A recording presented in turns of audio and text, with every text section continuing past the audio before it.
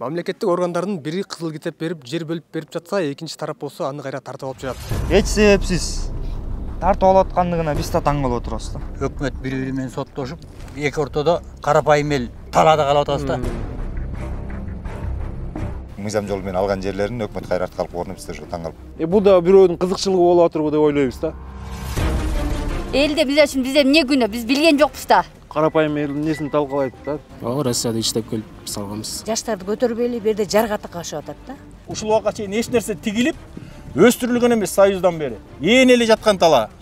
Таш. Бул жерге малдар жайылчу эле же жайылбайт деле? Жайылбайт, эчтеке деле жок, курап калат вообще. Ушуга чейин шарт болгон жок, салайлы десе, суу жок бир жагынан, суу проблемасы, бир жагынан свет. Бул кандай бирөөгө керектүүбү, кандай деп таң калам да. Жайтка деле ылайыктуу эмес жер кыртышы.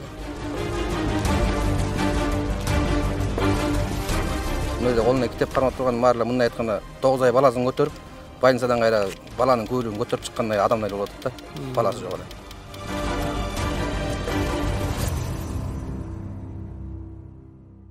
Мамлекеттик органдардын бири кызыл китеп берип, жер бөлүп берип жатса, экинчи тарап болсо аны кайра тартып алып жатат. Талас облусунун Талас районунун Калба айылынын жашоочулары мынакей ушинтип чогулуп, азыр бизге арыз муун айтып, бийлик башындагыларга кайрылууда. Мен Калба айылдык кеңештин учурдагы депутаты. Биз мынакей коллективде чогуу келдик. Ушул жарандарыбыздын кайрылуусунун негизинде ушул жер көйгөй жаралып, тийиштүү документтерди биз сураштырып тапканга аракет кылдык. Менин атым Камбаров Мундус Турусбекович, Калба айылдык кеңештин действующий депутаты болобуз. Документтерден азыр кайсы документтер бар ушул кызыл китептерге? Бул участок ээлеринин алган документтерине тийиштүү айылдык ошол кезде айыл өкмөттүн каттары бар экен, райондун акиминин буйруктары бар экен, жер участокторун трансформациялоо жөнүндө буйруктары бар экен, архитектуранын айылды отургузуп берген проектилери бар экен. Мамлекеттик администрациясына Калба айыл өкмөтүнүн каты жөнөтүлүптүр биринчи. 2014-жылдын 19-июлунда 167 сандуу кат жөнөтүлүптүр. Бул жерде жер участокторун трансформациялоо жөнүндө сунуш экен. Бул деген айыл өкмөттүн акимге жазган сунушу болуп атат да. Жер участокторун тактап трансформация кылып берүү жөнүндө. Буга тиркелген Кыргыз Республикасынын өкмөтүнө караштуу Курчап турган чөйрөнү коргоо жана Токой чарбасы мамлекеттик агенттигинин корутундусу дагы бар экен да. Ушулардын негизинде 2014-жылдын 20-августунда 230 буйрук менен ошол кездеги аким Өзүбеков Калба айыл өкмөтүнүн жерлерди бир түрүнөн башкасына которуу трансформациялоо жөнүндө токтомун жана Талас райондук комиссиясынын жерлерди бир категориясынан башкасына бир түрүнөн башкасына которуу боюнча 2014-25 корутундусун карап көрүп, Кыргыз Республикасынын 2013-жылдын 15-июлундагы 145 жер участокторун которуу трансформациялоо жөнүндөгү мыйзам жетекчилик алып, буйрук кылып атат. Калба айыл аймагына караштуу Кара дөбө участкасынан, Кара дөбө 2 участкасынан номер 3төн контуру, номер 3 10 гектар 30 сотике, номер 2 50 сотике, номер 4 270 жерге, так, номер 5 50 сотике чөйрө сызыктарына жалпы аянты 14 гектар жерге айыл чарба багытындагы жерлер категориясынан жайыт жерлер категориясы түрүнөн калктык конуш жерлер категориясына которулсун деген буйругун чыгарып атат. Ушул буйруктардын негизинде Калба айылдык кеңешинин ошол кездеги чыккан чечимдери, токтомдору бар экен. Биз ошону да тааныштырып эле. Мынакей Калба айылдык кеңешинин 1 март 47 чечимкен Калба айыл тургундарын жер участокторун бөлүп берүү жөнүндө жалпы айыл чарба комиссиясы карап чыгып 88 жаранга 0,10 сотик жер участокторун бөлүп берип атат. Бул 11 депутаттын макулдугу менен. Ал кезде ошондой тапшырмалар болсо керек. Ушулардын негизинде 2018-2017 жылдары ушул айыл бөлүнгөндүгүнө байланыштуу, бул жерде да бир чакан айыл бар. Абылгазиевдин токтомдору чыгып атат.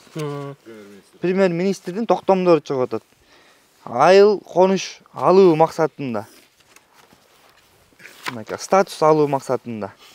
Кыргыз Республикасынын 2018-26 декабрь 637 токтому менен Талас облусунун Талас районуна Калбайыл аймак 5 таш калктуу конушу райондук борбордон 9 км, айылды борборунан 12 км алыстыкта жайгашкандыгынан жалпы аянты 65 гектар 90 сотикке, калктуу конуш 84 кожолук 288 киши жашайт дейт. Социалдык объектилер жок дейт. Ушул токтомдун негизинде Кыргыз Республикасынын ошол кездеги президенти Сооронбай Жээнбековдун мыйзамы чыгып атат. 2019 жылдын 2 августу 112 мыйзам дейт. Кыргыз Республикасынын Баткен, Нарын, Ош жана Талас областтары айрым калктуу конуштардын айыл категориясын киргизүү жөнүндө 2019 жылдын 26 июнунда Кыргыз Республикасынын Жогорку Кеңеши тарабынан кабыл алынган дейт.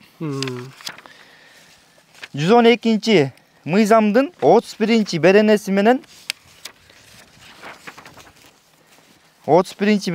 Кыргыз Республикасынын Талас облусунун Талас районунун Калбайыл аймагынын 5 таш калктуу конушу айыл категориясына киргизилсин жана ал Кыргыз Республикасынын Талас облусунун Талас районунун Калбайыл аймагы 5 таш айылы деп аталсын дейт. Эми бул жерде биз айтайын деп аткан маселебиз бүгүнкү күндө кандайдыр бир себептер менен жарандарыбыздын участоктарын мамлекеттин балансына кайтарып алуу иштери болуп атыптыр. Жарандарыбыз кайрылгандыгынан биз ошо айылдык кеңештин депутаттары акылдашып кеңеш бүгүн келдик сиздерге. Биз ошо элде эч кандай күнөө болбогондугун аныктай алабыз. Анткени өкмөт биз берүүчү орган болгондуктан жарандарыбыз берген участоктарын бүгүн колунда көрүп атасыздар, көпчүлүгүнүн кызыл китеби бар экен. Эч себепсиз тартып алып аткандыгына биз да таң калып отурабыз да. Эми эл эч нерседен кабардар болбой, бул тартып алууларын билгенде көпчүлүгү курулуш курат эле. Архитектуранын айылда отургузган проектилеринен бери бар да, мынакей. Акылдашылган проектилеринен бери бар. Ушулардын бүттүгүн чагылдырсаңыздар болот. Ушул 88 общий жалпы 100 участокто отургузган проекти бул архитектураныкы. Ошолокто баардыгы мыйзамдуу болуп чыгып, кызыл китептер берилип, генплан түзүлгөн экен да. Генплан түзүлгөн.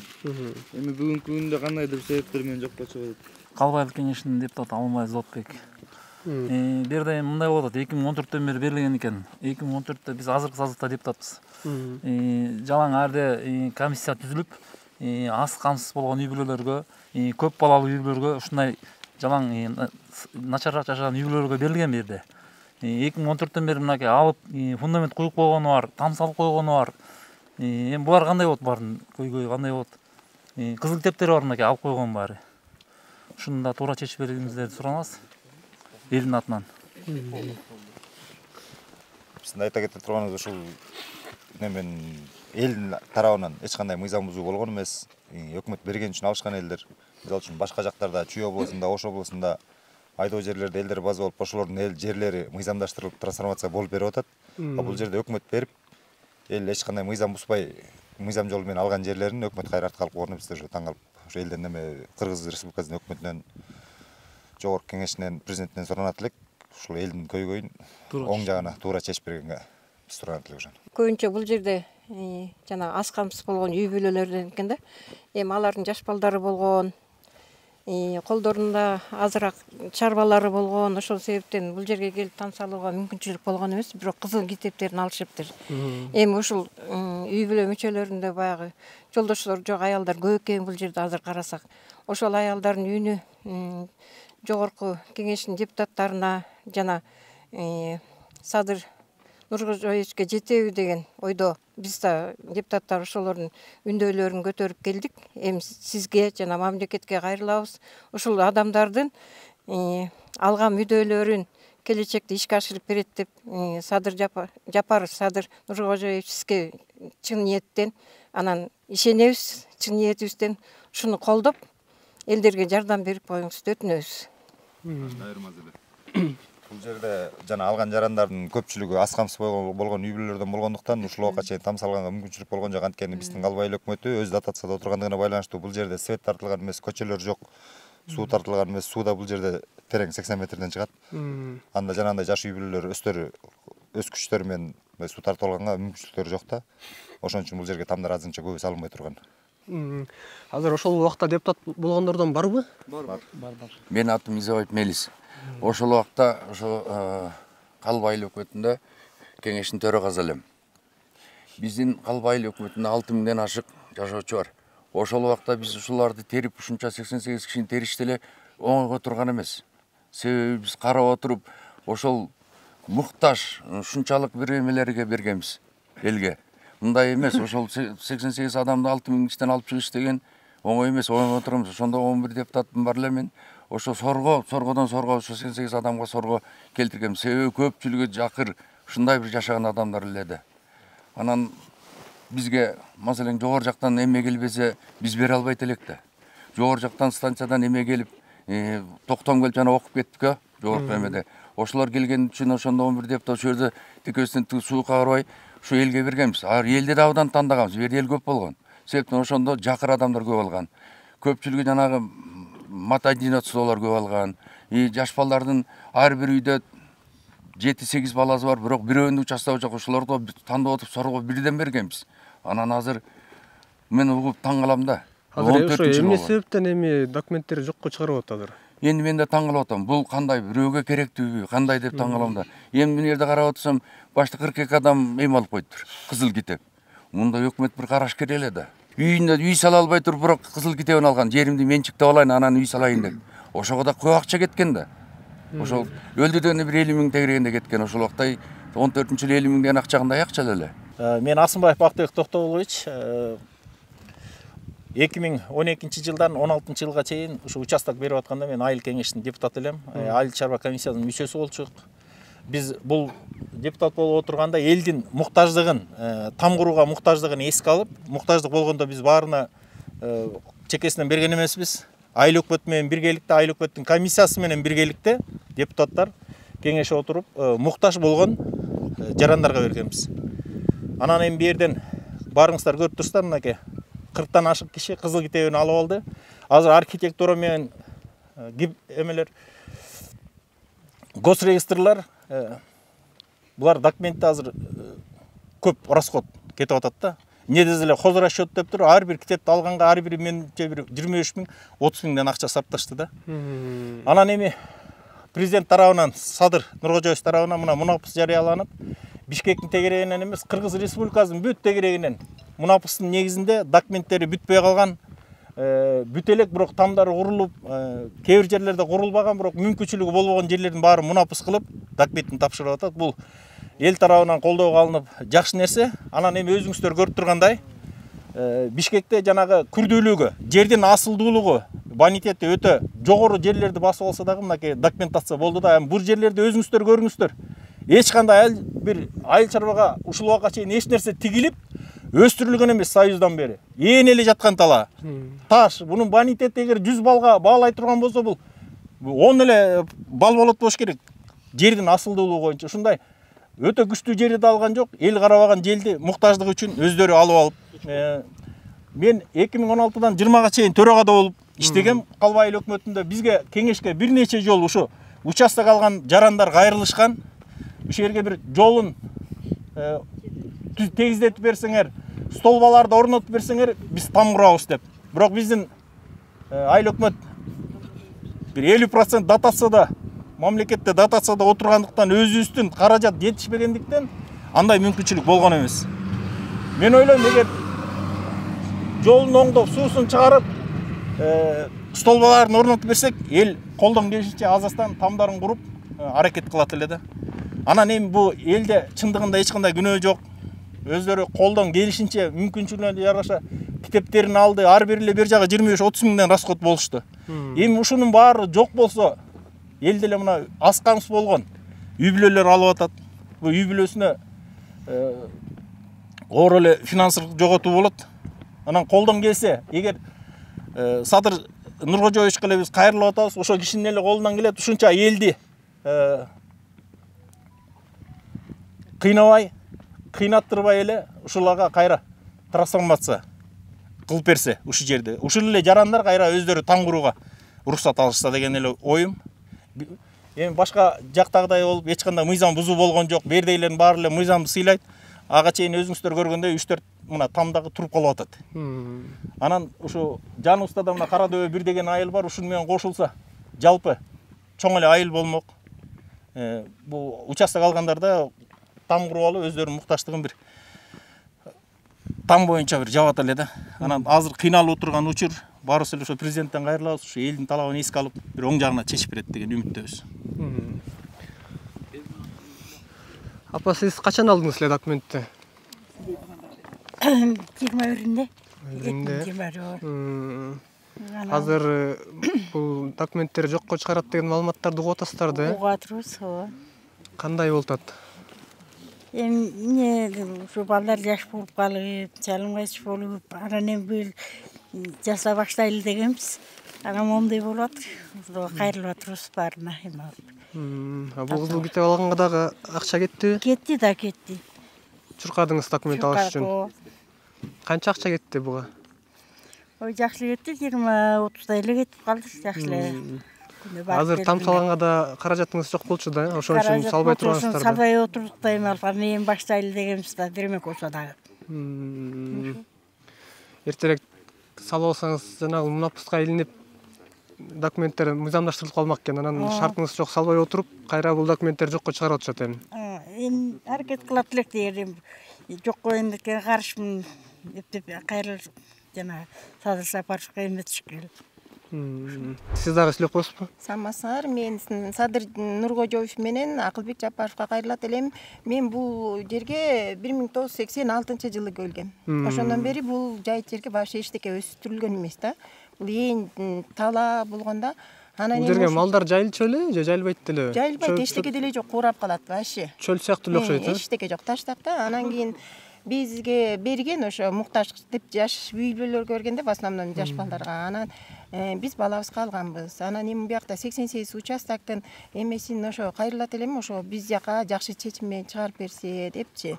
Берде көйгөйлөр өсөп, мынакей эртеден бери депутаттар айтып кетип атат, ошол жерге мынакей аз камдуу үй бүлөлөргө берилген бери участоктор берилген. Анан мынакей биз ушинтип балдарыбызга китеп алып, мынакей бери уже берген жашаса, жалаң жаш семьялар жашамакта. Мына ошуга чейин шарт болгон жок, салайлы десе, суу жок, бир жагынан суу проблемасы, бир жагынан свет проблемасы. Анан мен мына 2-3 күндөн бери чурка ошол жерде жаш балдар менен таанышып атам, ошол жерде келип жүргөндөр жалаң жаш балдарга алынганда берчи. Бул балдар алып коюп, кызыл китебизди мынакей бул деле бир топ акчага алдык. Анан балдарыбыздын баары чет өлкөдө жүрдү. Ошол жакта иштешип жүрүп, мынакей быйыл келип буюрса баарынын оюн уксам, балдардын баары быйыл баштайбыз деп салабыз деген ойлор бар болчу да. Мен де балам алгам. Балам берге. Анан эми мынакей биздин эми көйгөйүбүз ушу балдарыбыз үчүн, чурка ушу балдарыбыздын үчүн жашап жүрүп атабыз да. Анан эми ушу балдарды ушул жерде ошол жерге агартып көгөртүп, балдар ошол жерге мынакей там салабыз деген жалаң жаш үй бүлөлөр бээде шаар кылмак да, буюрса шаар болмок. Суу маселеси, свет болбосо уже мынакей баштап салайлы десе, байкуштар мына эме жактан жетишпей атты да, финансы жакта жетишпей атышты. Шаарга барып иштеп келишти. Анан муну билсем, муну баланын мынакей 1 жыл болуп калыптыр бул үйдү салганына. Мынакей салып уже жаңы эле метип аткан экен. Уже биягындагылар да камданып баштаганбыз быйыл. Уже салайлы, баштайлы деп уже аракет кылып баштаганбыз. Эми балдарыбыздын эмгегин, мээнетин ушундай актап берсе жакшы болмок да. Элде биз үчүн бизде эмне күнөө, биз билген жокпуз да. Ушуга чейин билген жокпуз, уккан жокпуз, мына жаңы билип атабыз. Билсек мынтип китеп албайт элек да. Китептин баарын алып коюп, камдап коюп отурганбыз. Мына үй салып баштайлы эми депчи. Ал жагын эч нерсени билген жокпуз, анан эми угуп ушинтип чуркап жүрүп атабыз да эл. Мына ушунча эл канча күндөн бери чуркап жүрүп атабыз. Барбаган жерибиз калган жок. Ошо фундамент меники, менин атым Амангел Жакшылыкович. Мен былтыр куйгам фундамент ушул жерге. Канча жыл четте жүрдүм, Россияда. Быйыл келип, былтыр келип куюп, анан кийин быйыл жазда, эрте жазда баштайын десек, документти алып атат. Кызыл китебин баарын алганбыз былтыр келип эле. Мындай айтканда эми ушунча көйгөйдү Акылбек Жапаров, Садыр Нуркожоевдор чечип берсе деп өтүнөбүз. Мындай эле колуна китеп кармап турган баары эле мындай айтканда 9 ай баласын көтөрүп, больницадан кайра баланын көйлөгүн көтөрүп чыккандай адамдай болуп атат да, баласы жок эле.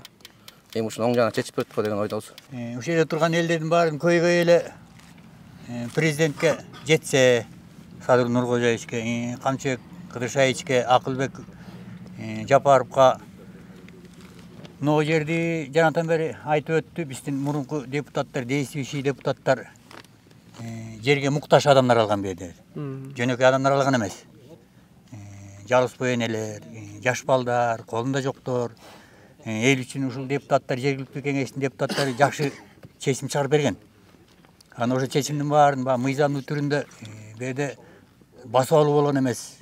Мыйзамдуу түрүндө алып, бөлүп, жашынакай алып мындай кызыл китебин алган жарандар бар.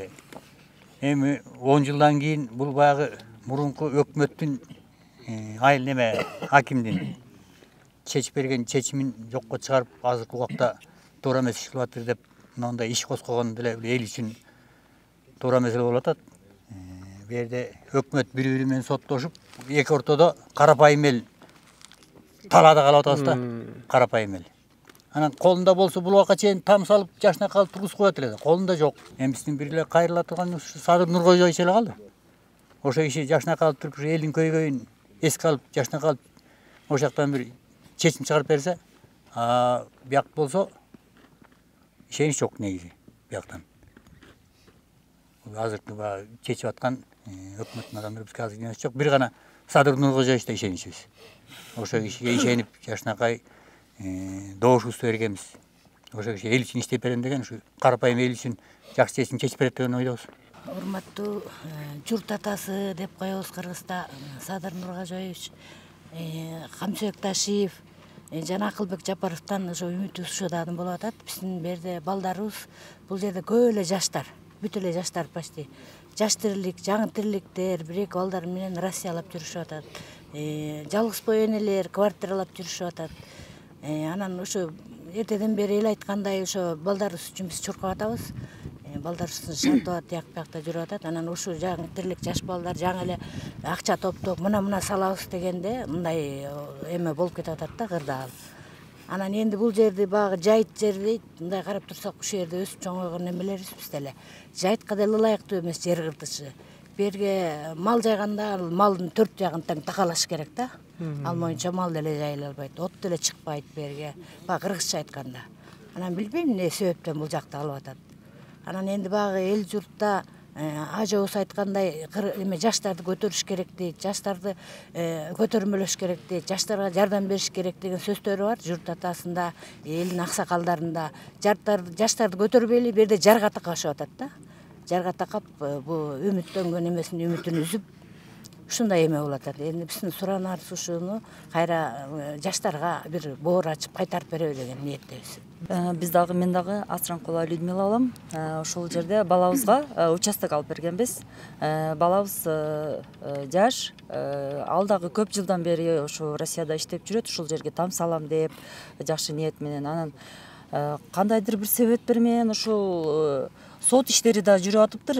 Ушул жерде участок алгандын баардыгы билишпейт да. Бул жерде там салабыз деп аракет кылышып атса, какой-то образ менен тиги башка эле сот органдары буларды ишке чакырып, сот иштери жүрүп атыптыр. Ошодон биз маалыматыбыз деле жок. Мына жерге там салабыз деп ушу жаш үй бүлөлөрдүн ушундай жакшы ниет менен баштап аткан иштери эми токтоп калабы. Алар ушул убакка чейин мына семейный 2-3 баласы бар балдабыздын. Квартиралап жүрүшөт, жерлери жок. Эми ушул участокко жаңыдан турмуш курушуп, үй салалы десе, аны дагы ушул өкмөт алып коебуз деп атат да. Ушунча аракети менен, ушунча документтери менен таза берилген ушул мамлекеттин жер участогун алып койгондо ушунча жаран каяка барып, кандай балдарына каерден үй салып, кандай иш аракет кылары белгисиз азыр. Оюбуз ушуда Ташиев талкалап атыр, баарысын тигинтип атыр, минтип атыр, туура кыласыңар да, куска жегендерди, ишкендерди. Эми ушу карапайым элдин несин талкалайт да. Мындай оюбуз мындай болуп атыр да. Бөрк ал десе баш алып, ушу карапайымдын дагы чөнтөгүнө эме салып атыр да, бияктагыларчы.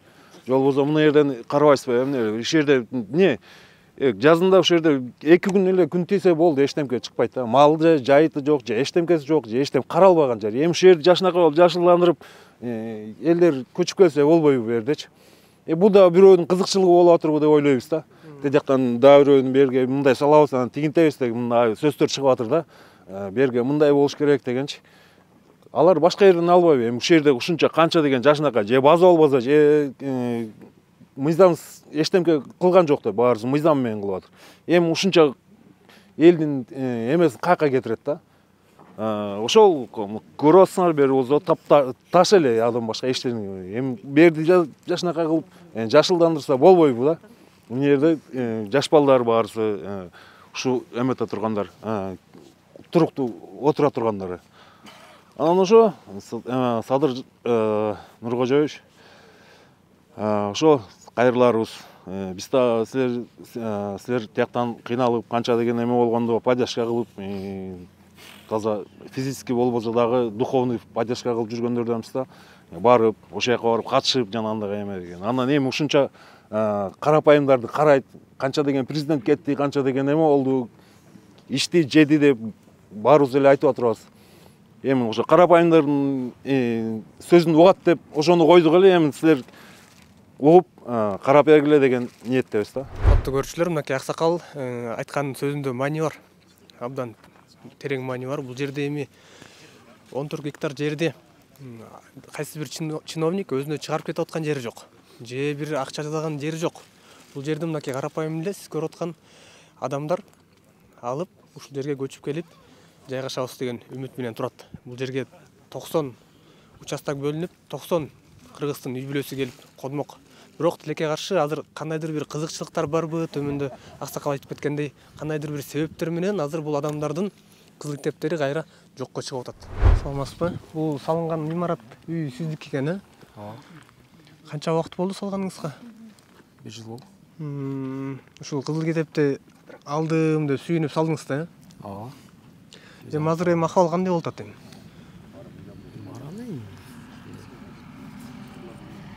Жаман эле дейм. Жокко чыгып кетет деп да көп сөз болуп атат азыр, элдердин арасында. Ошондой сөздөр чыгып атыр эми. Жашыңыз канчада сиздин? 19-та. 19-та. Ушул үйдү өзүңүз салдыңызбы? Өзүм салам. Канча акчага каражат короттуңуз буга? 300 миңдей кетти болду. 300 миңдей. Ошо 300 миңди өзүңүз иштеп, өзүңүз таап, өзүңүз чогултуп. Ооба, Россияда иштеп келип салганбыз. Ошондон баштайын. Бул кызыл китепте сиздин атыңызга чыккан, э? Эми ушул жакты чечип берип койсо жакшы болмок. Ушунча элдин баарын эметпей. Алар үмүттөнүп жер алышты. Там салабыз дешип. Ошол эле. Урматтуу көрүүчүлөр, жогоруда эле азыр 19 жаштагы инибиз Россияга барып иштеп келип, сүйүнүп салган үйүмдө деп айтып атат. Бул үйдү деле көрсөңүз, мынакей. Ушундай үй сыртынан пискалблоктон салынып, эски шифрлар менен жапкан экен үстүн. Ичин көрө турган болсок, бир узун комната кылдып эле менет менен ушундай бир сүйүнүч менен салганын айтып атат. Азыр эле бизге айтып берип атканда өзүңүздөр деле байкасаңыздар керек. Көздөрүнөн жаш айланып, кандайдыр бир сүйүнүчүн, кандайдыр бир болгон эмгегин, кылган менетин башка бирөө тартып аткан сыяктуу эле бир элес калтырып атат. Урматтуу Садыр Нуркожоевич, Акылбек Үсөнбекович, бүгүнкү мына калың журттун кайрылуубуз ошо сиздерге. Биздин үмүтүбүз ушул жерде мына жарандарыбыздын колунда кызыл китептери туруп атат. Ушул кызыл китептердин юридикалык күчүн сактап, жер ээлерине участокторун калтырып берүүңүздөрдү көптөн көп суранабыз. Бүгүнкү күндө болуп аткан иштерди токтотуп, жарандарыбызга участокторун калтырып берүүңүздөрдү суранабыз.